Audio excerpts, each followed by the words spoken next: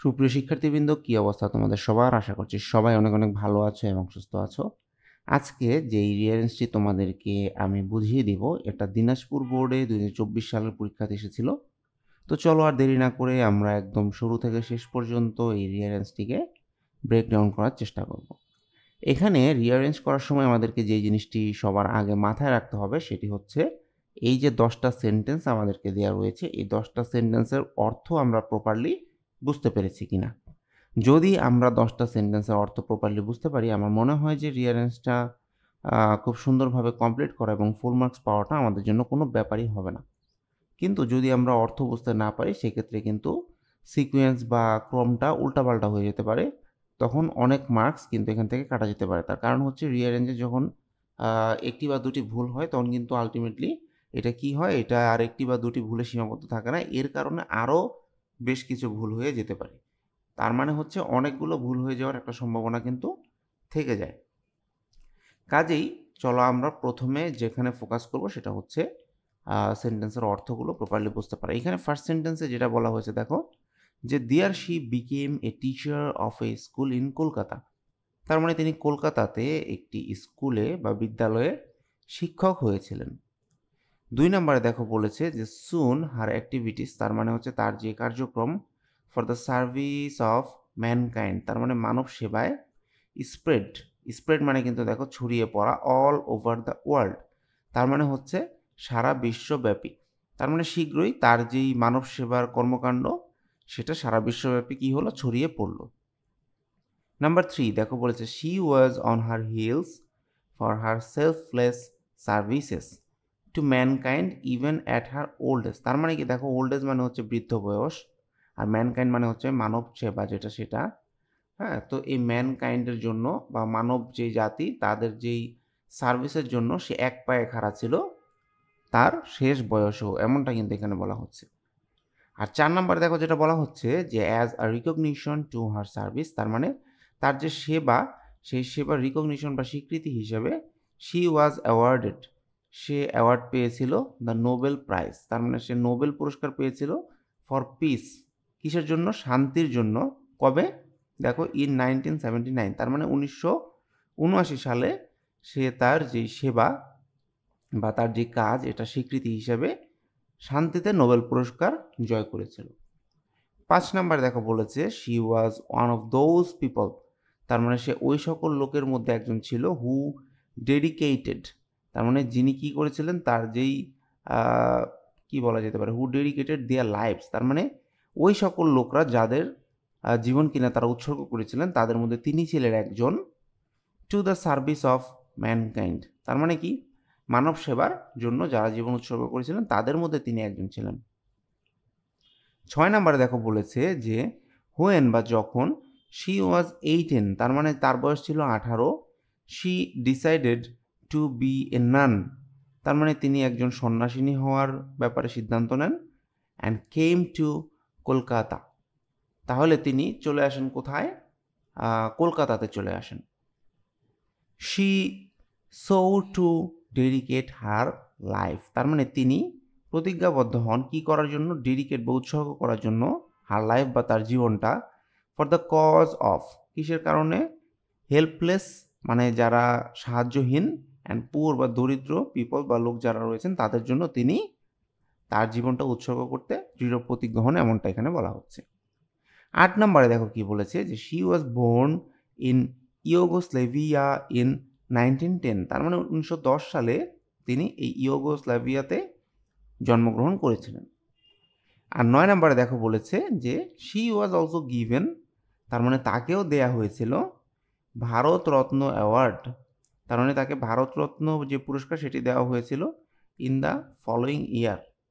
হ্যাঁ, আর 10 নম্বরে যে কথাটি আমাদেরকে বলেছে যে you have hear the name of Mother Teresa, তার মানে তুমি হয়তো মাদার তেরেসার নামটা শুনে থাকবে বা শুনেছো এরকম। তো এখান থেকে আমাদেরকে চিন্তা করতে হবে যে সবার শুরুটা আমরা কিভাবে করব।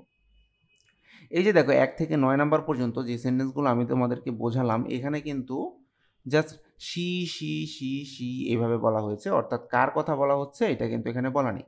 কিন্তু দেখো 10 নাম্বার বাক্যটিতে এসে কিন্তু আমরা বুঝে গেলাম যে এই শি দিয়ে আলটিমেটলি কাকে বোঝানো হয়েছে। জাস্ট এখানে মাদার তেরেসার কথাই কিন্তু বলা হচ্ছে। তো সবার আগে তাহলে আমাদেরকে কিন্তু এই মাদার তেরেসা যে নামটা সেটা ধরেই কাজ করতে হবে, যে তুমি হয়তোবা মাদার তেরেসার নাম শুনেছ। তাহলে দেখো আমি সবার প্রথমে এটা বসিয়ে দিই আমার বক্সে, যে তুমি হয়তো সবার প্রথমে মাদার তেরেসার নামটা শুনেছো এরকম। আর তারপরে দেখো এখন আমাদেরকে যে কাজটা করতে হবে, আমাদেরকে এখন চিন্তা করতে হবে যে যেহেতু একজন ব্যক্তির নাম আমরা সবার প্রথমে বসালাম, এখন আমাদেরকে দেখতে হবে তার কোনো জন্মসাল এখানে রয়েছে কিনা। হ্যাঁ, যেটা একদম বেসিক বা কমন বলা যেতে পারে। তো এখান থেকে খুঁজলে তুমি দেখতে পাবে এই যে ৮ নাম্বার যে সেন্টেন্সটা রয়েছে এখানে কিন্তু বলা হয়েছে she was born in Yugoslavia in 1910। তার মানে এখানে তার জন্মসাল এবং জন্মস্থান দুটির কথাই কিন্তু বলা হয়েছে। তো এখানে তাহলে আমাদের করণীয়টা কি? এইখানে যেহেতু জন্মসাল এবং তারিখের কথা বলা হয়েছে, বা কি বলা যেতে পারে, যেই স্থানের কথা বলা হয়েছে, এটিকে আমরা কিন্তু এখন এই ২ নাম্বারে ব্যবহার করতে পারি। দেখো আমি এখানে ৮ নাম্বারটা বসিয়ে দিলাম। তারপরে দেখো কি বলতে পারি আমরা, যে কি বলা যেতে পারে এখানে, এখানে দেখো তিনি একটি স্কুলের টিচার হয়েছিলেন, তার অ্যাক্টিভিটিস ছড়িয়ে পড়েছিল, তিনি তার বৃদ্ধ বয়সেও এই সমাজসেবা বজিয়ে রেখেছিল। তারপরে কি রয়েছে ৪ নম্বরে আমরা দেখতে পাচ্ছি তার সার্ভিসের রিকগনিশন হিসেবে নোবেল অ্যাওয়ার্ড পেয়েছিল। আচ্ছা, এগুলো সবই কিন্তু দেখো একটু পরে আমাদেরকে ব্যবহার করতে হবে। আগে আমাদেরকে কি চিন্তা করতে হবে, দেখো এখানে কলকাতাতে স্কুলে চাকরি নেওয়ার আগে তো তাকে কলকাতাতে আসতে হবে, তাই না? কলকাতাতে না এসে তো আর তিনি কলকাতায় চাকরি নিতে পারবে না। তো এখানে দেখো বলেছে যে সে কবে কলকাতা এসেছিল। এখানে বলেছে ৬ নাম্বার যে সেন্টেন্সটা রয়েছে, দেখো হোয়েন শি ওয়াজ 18, মানে তার বয়স যখন 18 ছিল, she decided to B A নান, অর্থাৎ তিনি একজন নান হওয়ার জন্য সিদ্ধান্ত নিয়েছিলেন, অ্যান্ড কেম টু কলকাতা, এবং কলকাতা এসেছিলেন। তাহলে এইটা কিন্তু আমাদেরকে কি করতে হবে, আগে ব্যবহার করতে হবে। আমি এখানে বসিয়ে দিই এটা। তো এটা বসানোর পরে এখন দেখো কলকাতা আসার পরে নিশ্চয়ই তিনি কোনো একটা কাজ বেছে নেবেন, তাহলে কলকাতাতে এসে কিন্তু তিনি একজন শিক্ষক হয়ে গিয়েছিলেন। তাহলে কিন্তু দেখো এই ১ নাম্বারটা আমি এইখানে ব্যবহার করতে পারছি। সিরিয়াল অনুযায়ী আমাদেরকে চিন্তা ভাবনা করতে হবে। এখন তারপরে কি করা যেতে পারে? তো এরপরের লাইনগুলোতে দেখো সে যে মানুষের সেবায় কাজ করতো এবং তার স্বীকৃতি হিসাবে পুরস্কার পেয়েছিল ইত্যাদি ইত্যাদি, বৃদ্ধ বয়সে কী করেছিল এবং সবখানে ছড়িয়ে পড়েছিল তার যে অবদানটা, এগুলো বলা রয়েছে। কিন্তু সবার আগে তো তাকে মানুষের জন্য কাজ করতে হবে। কাজ করার পরে না তুমি মানুষের জন্য কাজ করার প্রতিদান হিসেবে পুরস্কারটা পাবে। মানে সিরিয়াল যেটা বলে আর কি, আগে তো ক্লাস 3-তে পড়বো, তারপর ক্লাস 4-এ পড়বো, তারপর ক্লাস 5-এ পড়বো, এইভাবে আর কি আমাদেরকে চিন্তাটা করতে হবে। তো তুমি দেখো এখানে ৭ নম্বরে যে সেন্টেন্সটা রয়েছে আমি দেখতে পাচ্ছি, she sought to dedicate her life, তার মানে তিনি প্রতিজ্ঞাবদ্ধ ছিলেন, তার জীবনটা উৎসর্গ করেছিল বা উৎসর্গ করার জন্য, কাদের জন্য? হেল্পলেস অ্যান্ড পুয়ার পিপলদের জন্য। তাহলে এই সেন্টেন্সটা কিন্তু আমরা এখানে ব্যবহার করতে পারছি। দেখো ৫ নম্বরে আমি এখানে বসিয়ে দিলাম। তারপরে রয়েছে কি ৬ নাম্বার। ৬ নম্বরে এখন আমরা কি চিন্তা করব? আমরা চিন্তা করব যে তিনি তো, আমরা একটু আগে বলেইছি যে সর্বশেষে হেল্পলেস এবং পুয়ার পিপলদের জন্য কাজ করতে তিনি জীবন উৎসর্গ করার ব্যাপারে প্রতিজ্ঞাবদ্ধ ছিলেন। তাহলে উনি যেহেতু এটার ব্যাপারে প্রতিজ্ঞাবদ্ধ ছিলেন, তাহলে এখন কিন্তু আমরা এই লাইনটা ব্যবহার করতে পারি যে শীঘ্রই তার কর্মকাণ্ড এই মানব সেবার ব্যাপারে দেখো spread all over the world, মানে সারা বিশ্বব্যাপী ছড়িয়ে পড়লো। তাহলে এইটাকে আমি এখানে ৬ নম্বরে কিন্তু খুব ইজিলি বসিয়ে দিতে পারছি। এখন তাহলে দেখো আমরা কি করতে পারি, এই যে একটা সেন্টেন্স রয়েছে দেখো ৫ নম্বরে, she was one of those people who dedicated their lives to the service of mankind. তো মানব সেবার জন্য যারা তাদের নিজের জীবন উৎসর্গ করেছিল তাদের মধ্যে তিনি একজন ছিলেন। এই লাইনটা কিন্তু এখন চাইলে আমরা ব্যবহার করতে পারি এবং এটা কিন্তু এখানে মানানসই আছে। তো এই সেন্টেন্সটা তাহলে আমরা ৭ নম্বরের এখানে বসিয়ে দিচ্ছি। আর তারপরে দেখো আমরা এখন কি করতে পারি, এখন কিন্তু আমাদের অপশন লিমিটেড হয়ে এসেছে, জাস্ট ৩টা সেন্টেন্সই বাকি রয়েছে। তো ৩টা সেন্টেন্সের মধ্যে পুরস্কারের ব্যাপারগুলো নিয়ে কিন্তু আমরা সবার শেষে কথা বলবো। একটা পুরস্কার হচ্ছে নোবেল পিস প্রাইজ, আর আরেকটা পুরস্কার হচ্ছে ভারতরত্ন অ্যাওয়ার্ড। এই ২টা অ্যাওয়ার্ড সে পেয়েছিল। তার আগে দেখো জাস্ট একটা সেন্টেন্সে কিন্তু এখন বাকি রয়েছে, সেটা কি? She was on her hills for her selfless services. দেখো, তার নিঃস্বার্থ যে সেবা মানব সম্প্রদায়ের প্রতি, এমনকি তার বৃদ্ধ বয়সও, এইটার জন্য সে একদম রেডি ছিল। ঠিক আছে? মানে সেই সেবাটা তাদেরকে করার জন্য। তো এখন তুমি চিন্তা করো, এইটা আমরা কখন উল্লেখ করব? আগে দেখো, বৃদ্ধ বয়সটা কি আগে এসেছে, নাকি প্রাইজগুলো সে আগে পেয়েছে? সেইটা আমাদেরকে কিন্তু এখন চিন্তা করতে হবে। সো আমরা যখন বলবো, তখন দেখো নোবেল পুরস্কারটা কিন্তু বেশি গুরুত্বপূর্ণ। ঠিক আছে? ভারতরত্ন অ্যাওয়ার্ডের তুলনায় আমার কাছে মনে হয়। তো এই কারণে আমরা এই নোবেল অ্যাওয়ার্ডটা আগে লিখব। তো আমি ৮ নম্বরে এইটা ব্যবহার করতেছি, এই লাইনটা বসিয়ে দিচ্ছি।